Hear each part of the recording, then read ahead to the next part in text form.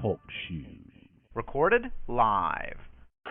What is up, everybody? Welcome to the Tag Team Top 5 Reveal for the week of July 31st, 2017. It is, of course, now August 2nd, but we are now recording for the show. Willow Nightingale was originally supposed to be on the show. She is the NYWC Starlet Champion up in New York, but she's not feeling well this morning, so she'll be back.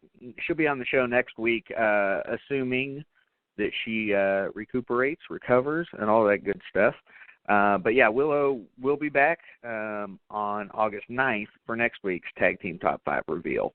That said, we'll go ahead and get into the Tag Team Top 5 Reveal now, as we actually have kind of a fun week, I felt like, in terms of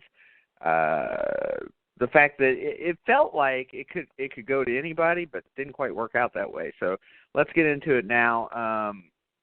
Sitting at the People's Champ spot is a team that we've heard of before, but we actually have a different description for their name. So I would be lying if I told you if I knew it was the same team that I'm used to. They're called the Foleys. I'm used to the Foley brothers. They're in ICW up in Wisconsin. My buddy Leon might know better than me. He's in South Africa.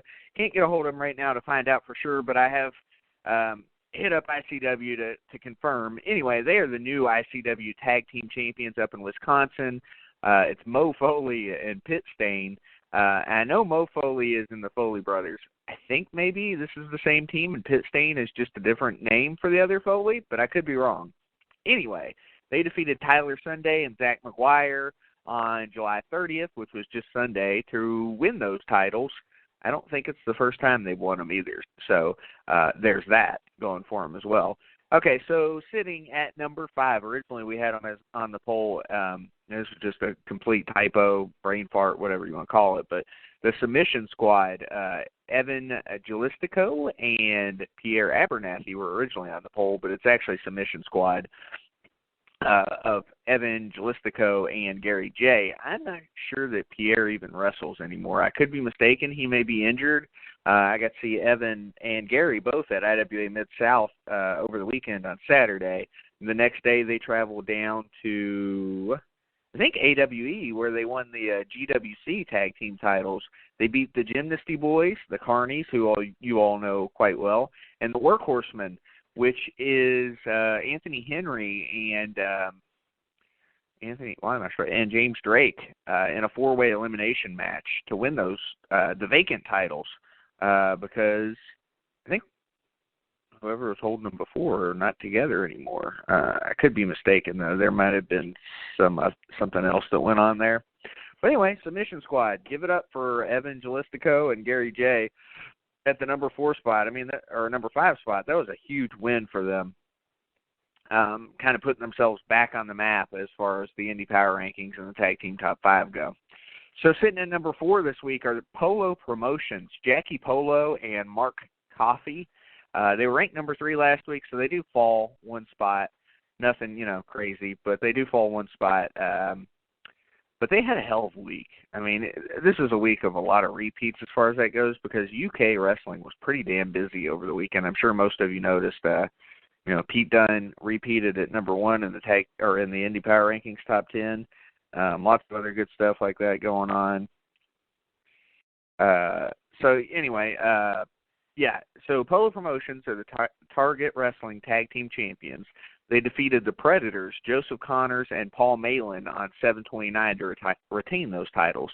Then, the next day at Insane Championship Wrestling, they beat the Marauders, Wild Boar and Mike Bird, to go 2-0 for the week. So, the Polo Promotions do fall 1 spot. It all matters in the year-end Tag Team Top 50, because remember, we compile this entire list of rankings throughout the year. We add it all up, and whoever has the most points, aka the most rankings, whether the highest ones get the most points, lower ones get a couple of points, that type of thing. At the end, it's a mathematical formula. Whoever has the most is number 1 for the year, and then it goes all the way down to 50. At the mid-year update, the number 1 was actually the Ugly Ducklings. I will tell you, things have slowed down slightly for them since then. We're talking a month ago. I think they might have gotten mentioned once. Maybe they got a ranking at one point in time over the last month, but they haven't had the crazy success that they've been having. So, that happens to a lot of teams, especially the ones that travel in a lot of places. Not to break down the fourth wall, but, companies use these guys to put them over. Put their own teams over. So this thing does tend to happen. It happened to the Hooligans. It's happened to the Carnies. It happens to every team. So, it's just the way of the business on the Indies. So anyway, okay, so our number 3 ranked team this week, and they get a number 3 ranking, which is a high ranking, and as far as I know, the highest ranking to date for them, if they've been ranked at all before. It is the new World Powerhouse Wrestling Tag Team Champions, Chaos and Riot. They beat Victor Cortez and Marcellus Knight on July 29th in the first round of the vacant tag team title tournament. Then they beat Playboy and Hawk Elliott in the semis the same day. And then they beat the Fallen in the finals to win the tournament to go 3-0 for the week. So Chaos and Riot, they go 3-0. I'll be honest with you, if it was a weekend as far as week, W-E-A-K, as far as Indies go and tag team wrestling go, they probably would have had number 1.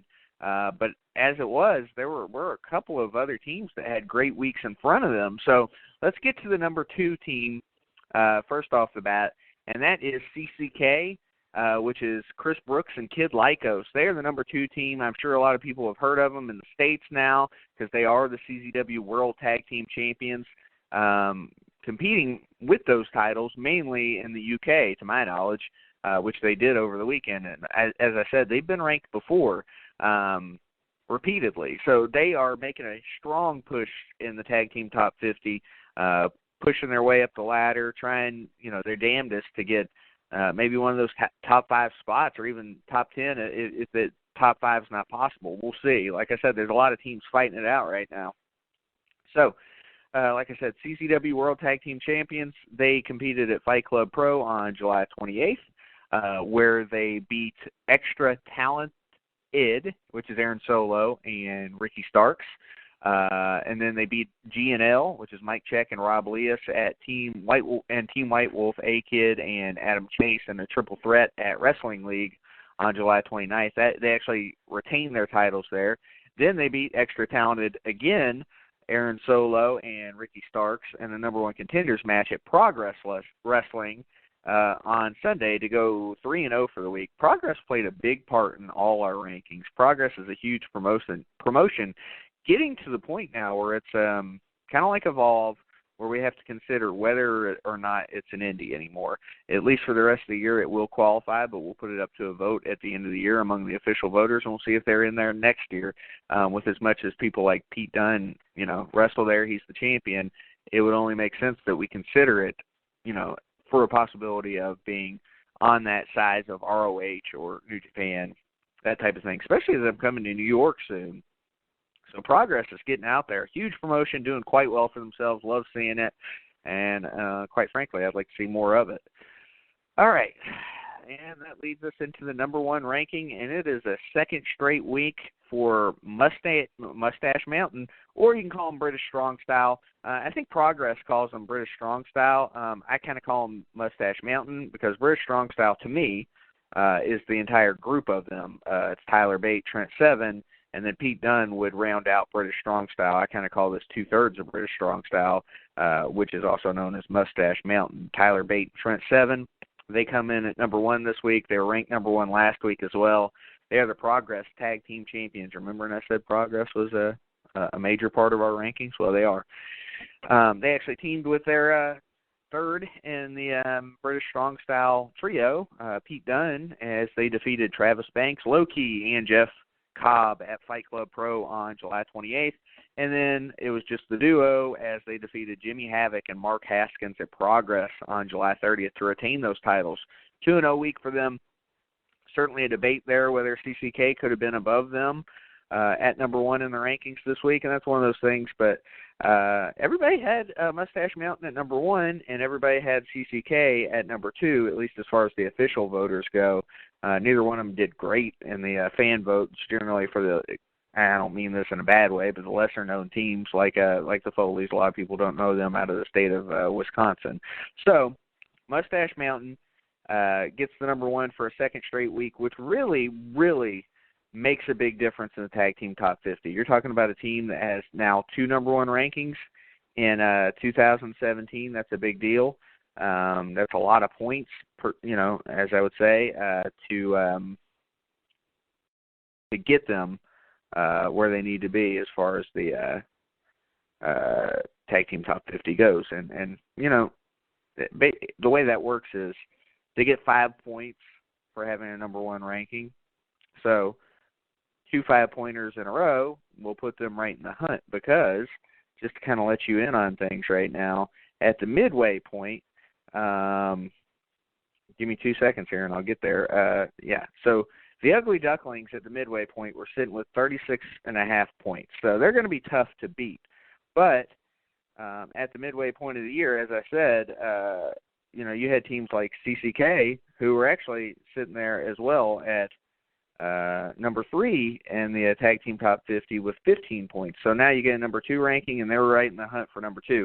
Ugly Ducklings are going to be tough to overcome. So not going to go through all the tag team top 50 and tell you what's going on with everybody. Like I said, our last true update on that was in the tag team top 50 mid-year update, which you can hear on Spreaker on this very network, Filling the Void podcast network. But yeah, I mean, a team like this, 2 number 1 straight, if the tag team top 50 mid-year update was right now, they'd be in the top 10.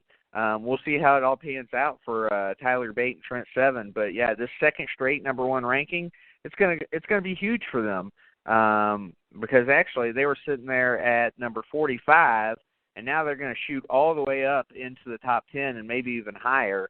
In fact, right now they'd probably be sitting at like number 4 or 5 probably in the tag team top 50, but that's just me throwing out estimates. I could be a little off, but yeah, I mean, this team has been absolutely phenomenal wherever they team.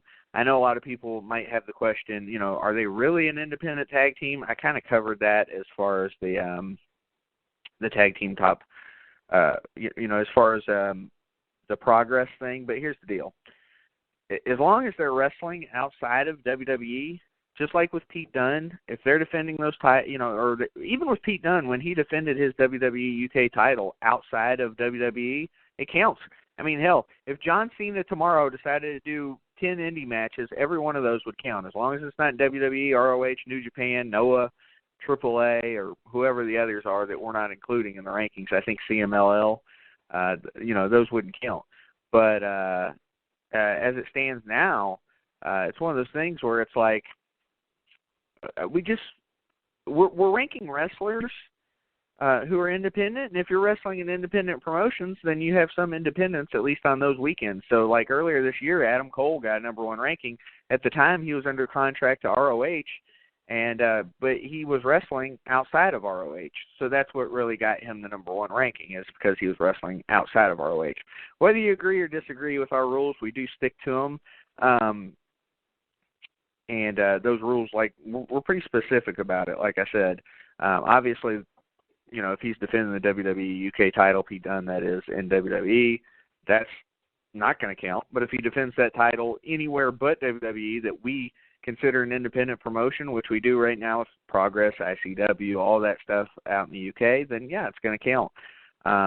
Personally, I would like nothing more, and this is nothing against the guys, but I would love nothing more than to see every one of those guys on TV every single week and not to be able to rank them. I always say on the show, and when I have interviews with people, like a Santana Garrett at the end of the Indy Power Rankings 100 show last year, I don't want to see her in the rankings anymore, and that's for her benefit. I want to see her under contract. I want to see these guys all exclusively under contract. I know they're able to work indie dates right now, but I'd love to see them on TV every single week instead of just the random WWE UK specials. They're that good.